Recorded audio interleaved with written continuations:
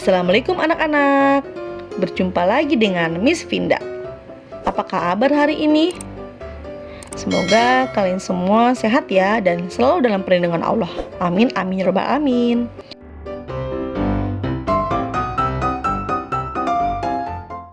Baik, kali ini Miss akan menjelaskan tentang tema 3, benda di sekitarku. Subtema 1, aneka benda di sekitarku. Pembelajaran 2 dan 3. Baik, kemarin kalian sudah belajar tentang apa itu benda, kemudian apa itu bukan benda, ya, kemudian macam-macam benda, ya, dan bahan-bahan benda yang berbeda-beda. Betul ya? Nah, bahan-bahan benda memiliki bahan-bahan yang berbeda-beda ya anak-anak ya. Ada yang terbuat dari kayu, ada yang terbuat dari logam, ada yang terbuat dari besi, ada juga yang terbuat dari plastik ya, dan masih banyak lagi. Nah, kali ini kita akan belajar dan mencari tahu ya benda-benda yang terbuat dari kayu. Ya. Nah, benda-benda yang terbuat dari kayu kalian pasti tahu ya. Nah, di sini tampak gambarnya sudah jelas banget ya. Di sini ada lemari kecil ya atau bupet ya. Kemudian ada kursi ya, kemudian ada pensil warna, ada meja, terus ada kursi kecil ya, dan di sini ada kayak rak gitu atau tangga ya. Oke. Kita cari tahu yuk asal-usul benda yang terbuat dari kayu, cara pengolahannya. Nah, kayu adalah bagian dari pohon. Untuk memperoleh kayu, kita harus menebang pohon anak-anak. Kemudian, mengambil bagian batang untuk diolah menjadi berbagai macam benda. Perubahan dari batang kayu menjadi benda-benda tersebut melalui proses yang berbeda-beda ya anak-anak ya. Pertama, batang pohon ditebang. Batang pohon yang telah ditebang disebut kayu gelondongan atau log. Kemudian log dikirim ke pabrik atau pusat pengrajin. Pengiriman log menggunakan angkutan khusus anak-anak seperti truk melalui darat atau kapal melalui sungai. Setelah itu log dipotong-potong sesuai keperluan anak-anak untuk menghindari jamur dan serangga yang dapat menyerang kayu. Makanya kayu perlu dikeringkan anak-anak. Kayu dijemur sekitar 2 hingga 4 minggu ya anak-anak ya. Setelah dijemur, kayu siap diolah sesuai keperluan. Kayu dapat dipilih menjadi bahan dasar benda. Mengapa?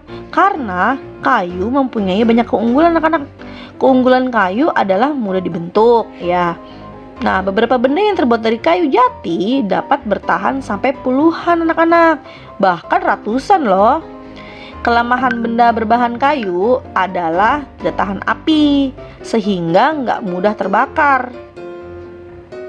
Namun ada beberapa jenis kayu yang mudah terserang rayap atau serangga lainnya. Bagaimana anak-anak? Jelas ya sampai di sini? Baik, lanjut. Nah, tugas kalian adalah menjawab pertanyaan-pertanyaan yang ada di sini. Pertanyaan ini jawabannya sudah ada di wacana yang Miss jelaskan tadi ya. Oke, mudah ya. Kemudian tugas yang kedua, kalian memperhatikan benda-benda di sekitar rumah kalian ya, atau di sekeliling kalian. Kira-kira adakah benda yang terbuat dari kayu? Nah, kemudian tulis hasil pengamatanmu di kolom yang telah disediakan. Nah, contohnya nih ya, nama benda, lemari, terus kegunaannya apa untuk penyimpan pakaian. Nah, kalian tulis 5 lagi ya tentang benda-benda yang ada di sekitar kalian. Oke, lanjut. Nah, kita bercerita tentang desa tempat tinggalnya Siti ya anak-anak ya. Lanjut. Desa tempat tinggal Siti dan teman-teman mempunyai hutan anak-anak. Di dalam hutan tersebut terdapat beraneka ragam jenis pohon ya. Fungsi hutan antara lain untuk menyerap air hujan, hutan menyimpan air hujan tersebut di dalam jumlah yang banyak. Namun, ketika hutan digunduli, membuat aliran air terganggu anak-anak. Hal ini menyebabkan air menggenang.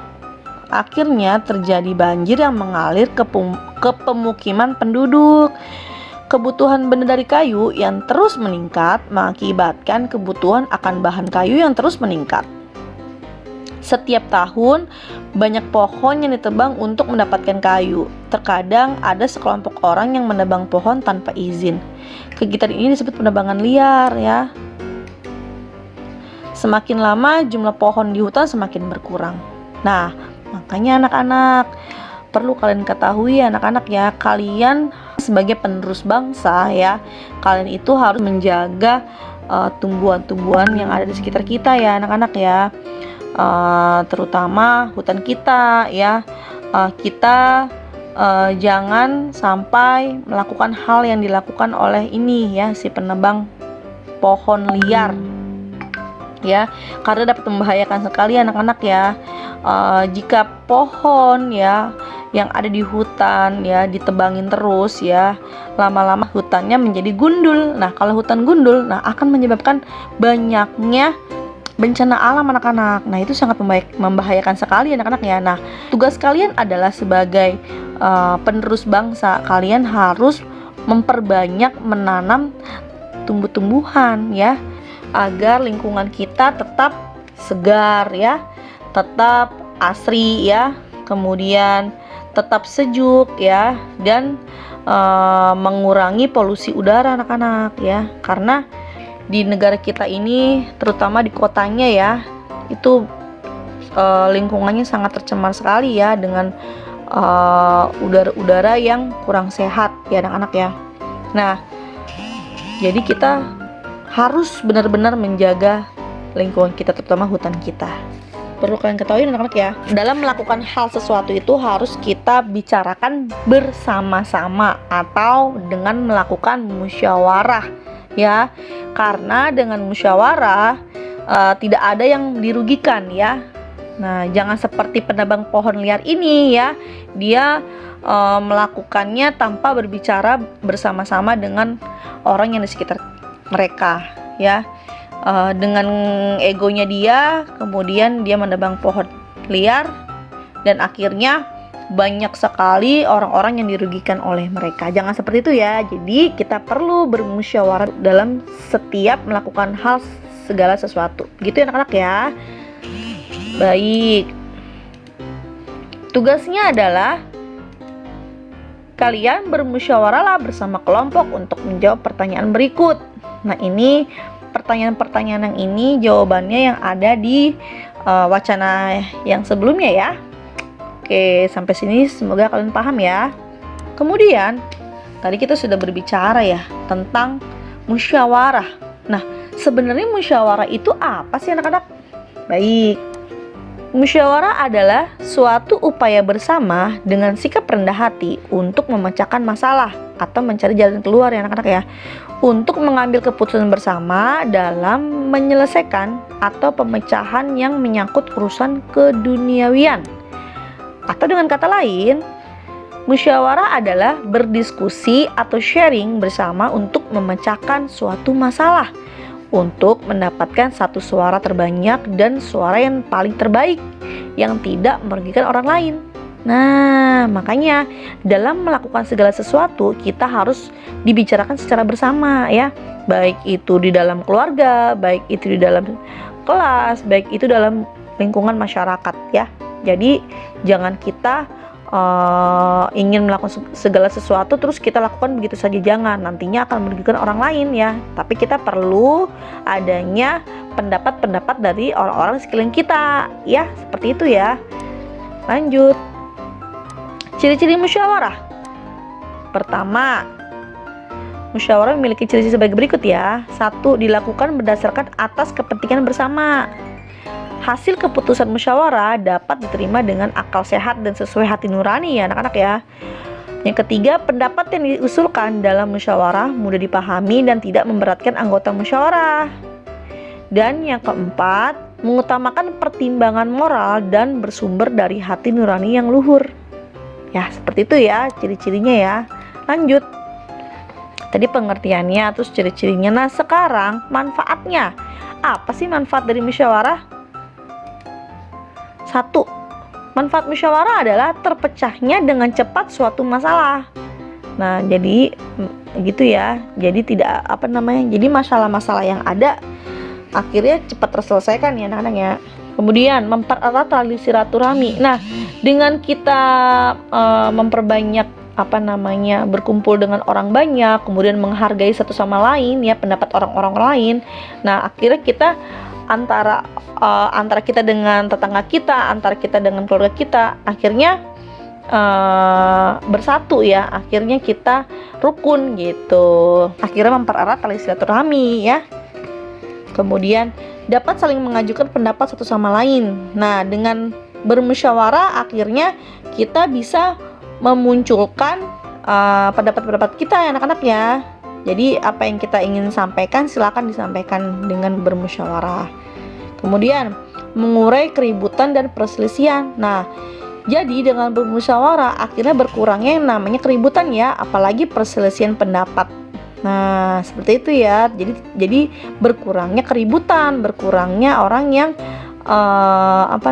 berantem ya, dan memperbanyak perdamaian. Seperti itu ya.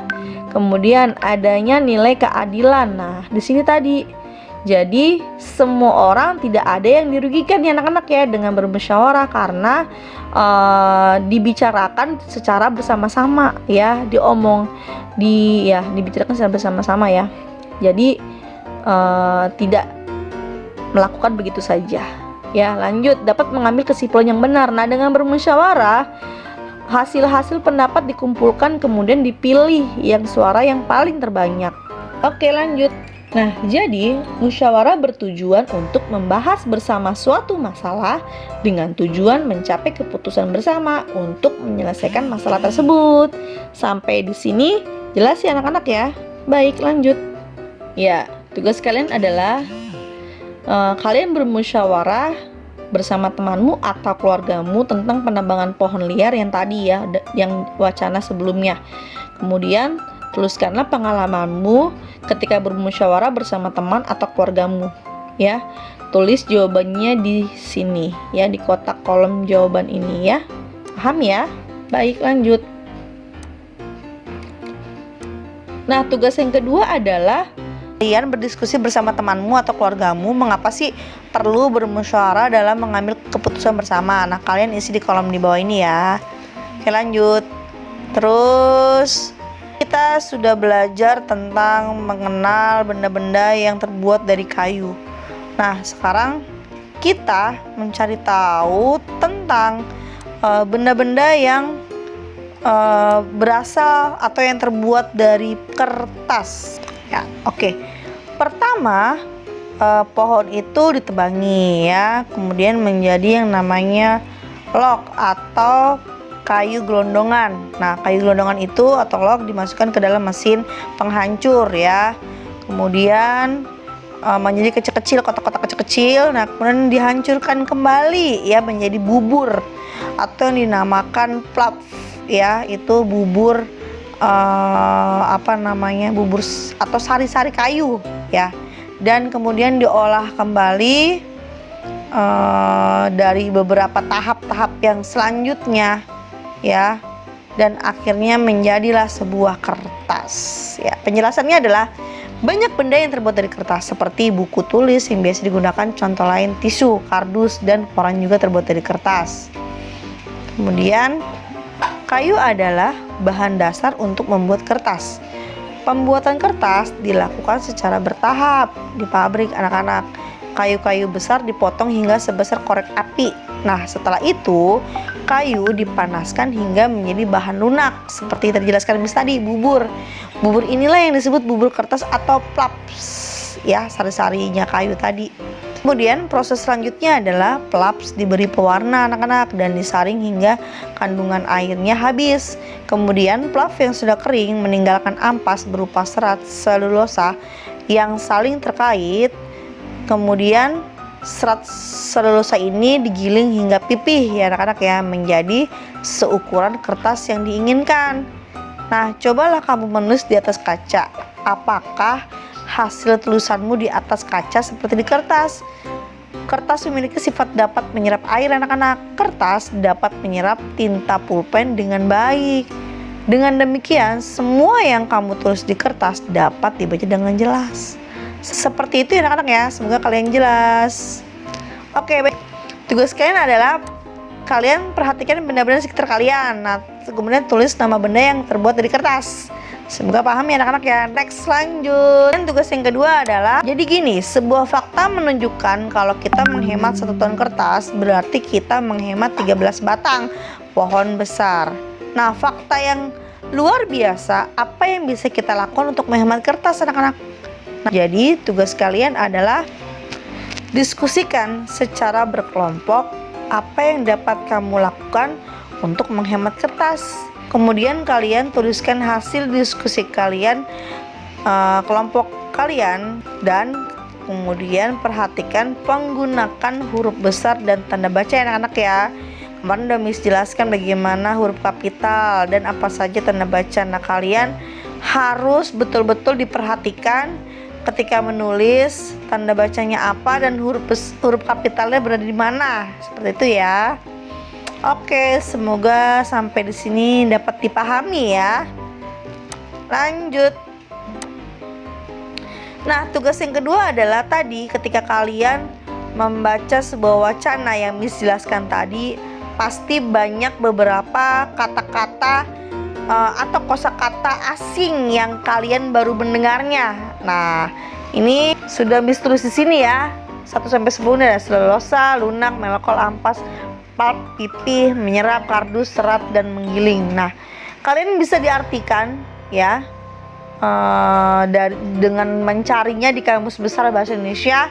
Nah, kemudian beberapa kosakata ini yang betul-betul kalian kira-kira oh ini paham gitu ya, yang mudah dipahami, kalian bisa buatlah sebuah kalimat dengan menggunakan 5 kosakata yang ada di 10 kosakata ini ya. 5 aja buat sebuah kalimat yang menurut kalian nih mudah gitu dipahami. Seperti itu ya. Jelas ya anak-anaknya? Semoga dapat dipahami. Baik, lanjut.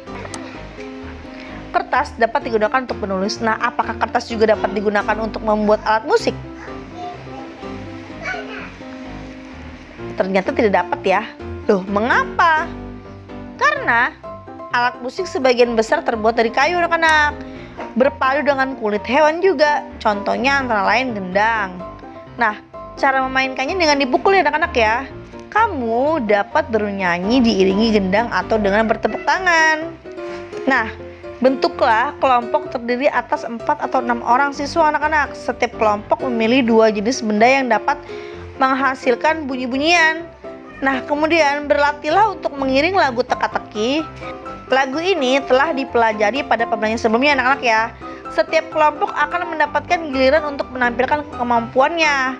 Setelah bergiliran, tampillah secara bersama-sama ya anak-anak ya. Lakukan dengan percaya diri. Oke, lanjut ya. Nah, bahan dasar kertas adalah kayu ya anak-anak ya. Kayu berasal dari pohon. Nah, coba kalian perhatikan pohon-pohon yang dapat digunakan sebagai bahan dasar kertas. Ayo perhatikan gambar di bawah ini. Ada pohon pinus, ada pohon aksia, dan ada pohon jati. Nah, di antara 3 pohon ini memiliki ukuran dan bentuk yang berbeda ya anak-anak ya. Nah, pohon manakah yang paling tinggi anak-anak? Nah, kemudian bagaimana cara mengukur tinggi suatu pohon ini? Nah, tinggi badanmu pasti berbeda dengan temanmu. Apakah semua panjang atau tinggi benda dapat diukur dengan alat ukur yang sama? Nah, alat ukur panjang benda bermacam-macam ya anak-anak ya. Kamu sudah mengenal beragam alat ukur pada pembelajaran sebelumnya. Contohnya ada roll meter dan ada meteran baju. Ya, kalian bisa mengukur pohon-pohon 3 pohon ini dengan menggunakan alat meter yang ada di bawah ini ya. Nah, lanjut. Nah, tugas kalian adalah yang pertama, Romawi 1, sebutkan satuan panjang yang telah kamu ketahui tadi, misalnya meter, sentimeter, kemudian milimeter, terus. Nah, kemudian yang kedua, tulislah alat ukur yang tepat untuk mengukur benda-benda di bawah ini ya anak-anak ya. Diskusikan bersama temanmu atau keluargamu ya, atau orang tuamu. Misalnya tinggi temanmu itu pakai alat ukur apa, panjang lingkar pinggang pakai alat ukur apa. Sini sudah Miss contohkan ya. Tinggi badanmu, misalnya jenis alat ukurnya meteran baju ya. Kemudian yang lainnya kalian lanjutkan ya. Nah, terus Romawi kedua, kamu kan sudah berdiskusi tentang alat ukur tadi. Nah, alat ukur yang tepat untuk mengukur suatu benda apa? Coba lakukan kegiatan berikut ini. Yang pertama, ukurlah tinggi badan 5 keluargamu atau temanmu. Nah, kedua, tuliskanlah hasil pada tabel di bawah ini. Gunakan satuan sentimeter dalam pengukuranmu. Contoh, nama temanmu Ani ya, tinggi badannya berapa, atau keluargamu boleh. Nah, kemudian yang ketiga, urutkanlah hasil pengukuranmu mulai dari yang terpendek hingga yang tertinggi anak-anak ya. Sampai di sini semoga kalian jelas ya. Oke, kalau gitu terima kasih. Semoga di pembelajaran ini kalian semua udah dipahami dan dapat membantu kalian juga dalam proses pembelajaran ya. Oke, sampai bertemu di video-video selanjutnya ya. Wassalamualaikum warahmatullahi wabarakatuh. Dadah.